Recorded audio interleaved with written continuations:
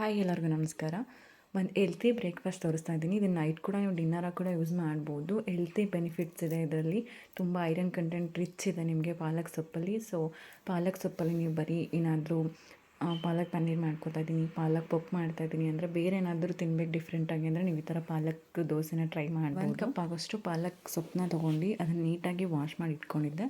ನಾನು ಇದನ್ನು ಆಲ್ರೆಡಿ ಬೇಯಿಸಿ ತಣ್ಣಗಾಗೋದಕ್ಕೆ ಬಿಟ್ಟಿದ್ದೆ. ನೀವು ಇದನ್ನು ಬೇಯಿಸ್ಕೊಂಡ್ರೆ ಹಸಿ ಸ್ಮೆಲ್ ಏನಾರು ಇತ್ತಂದರೆ ಹೋಗುತ್ತೆ. ನೀವು ಬೇಯಿಸ್ಕೊಳ್ಳಿ. ಇದ್ರ ಜೊತೆಗೆ ಬೇಕಂದರೆ ನೀವು ರುಬ್ಬಬೇಕಾದ್ರೆ ಹಸಿಮೆಣ್ಸಿನ್ಕಾಯಿ 1-2 ಮತ್ತು ಒಂದು ಸ್ವಲ್ಪ ಶುಂಠಿ ಆ್ಯಡ್ ಮಾಡ್ಕೊಬೋದು. ಇದು ಆಪ್ಷನಲ್ಲು, ಬಟ್ ನಾನು ಏನೂ ಆ್ಯಡ್ ಮಾಡಿಲ್ಲ. ಹಾಗೆ ಏನೂ ಆ್ಯಡ್ ಮಾಡ್ತೇನೆ. ನೀವು ಬರೀ ಪಾಲಕ್ ಸೊಪ್ಪನ್ನೇ ರುಬ್ಬಿದ್ರೂ ಕೂಡ ಟೇಸ್ಟ್ ಚೆನ್ನಾಗೇ ಇರುತ್ತೆ.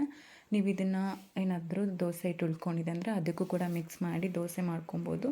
ದೋಸೆ ಹಿಟ್ಟು ಏನೂ ಇಲ್ಲ ಅಂತಂದರೆ ಇನ್ಸ್ಟೆಂಟಾಗಿ ನೀವು ಗೋಧಿ ಏನಾದರೂ ಮಿಕ್ಸ್ ಮಾಡಿ ಕೂಡ ಗೋಧಿ ಹಿಟ್ಟು ಕೂಡ ದೋಸೆ ಮಾಡ್ಕೊಬೋದು. ಸೇಮ್ ಇದೇ ಥರ ಚೆನ್ನಾಗಿ ಮಿಕ್ಸ್ ಮಾಡಿ ಗೋಧಿ ಹಿಟ್ಟನ್ನು ಅದಕ್ಕೆ ನಾವೇನು ರುಬ್ಬಿಟ್ಕೊಂಡಿದ್ವಿ ಪಾಲಕ್ ಸೊಪ್ಪು ಇದನ್ನು ಹಾಕಿ ಚೆನ್ನಾಗಿ ಮಿಕ್ಸ್ ಮಾಡ್ತಾಯಿರಿ.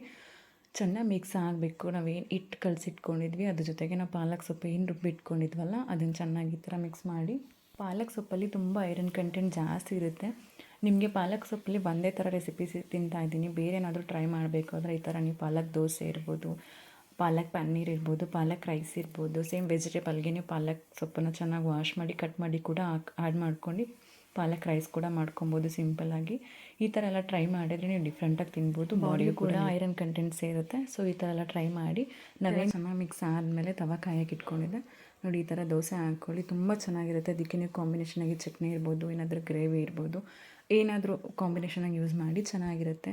ನೀವು ಇದನ್ನು ನೈಟ್ ಡಿನ್ನರ್ಗೆ ಇರ್ಬೋದು, ಮಾರ್ನಿಂಗ್ ಬ್ರೇಕ್ಫಾಸ್ಟ್ಗೂ ಕೂಡ ಇದನ್ನು ಯೂಸ್ ಮಾಡ್ಬೋದು. ಯಾರಾದರೂ ಲಂಚ್ ಬಾಕ್ಸಿಗೆ ಹೆಲ್ತಿ ನ್ಯೂಟ್ರಿಷನ್ಸ್ ಇರುವಂಥ ತೊಗೊಂಡೋಗ್ಬೇಕಂದ್ರೆ ಈ ಥರ ಟ್ರೈ ಮಾಡಿ, ತುಂಬ ಚೆನ್ನಾಗಿರುತ್ತೆ. ಯಾವುದಾದ್ರೂ ಹೆಲ್ತಿ ರೆಸಿಪೀಸ್ ಜೊತೆ ಮತ್ತೆ ವಿಡಿಯೋ ಮಾಡ್ತೀನಿ. ವಿಡಿಯೋ ಇಷ್ಟ ಆದರೆ ಲೈಕ್ ಮಾಡಿ. ನೆಕ್ಸ್ಟ್ ವಿಡಿಯೋದಲ್ಲಿ ಸಿಗೋಣ. Thank you.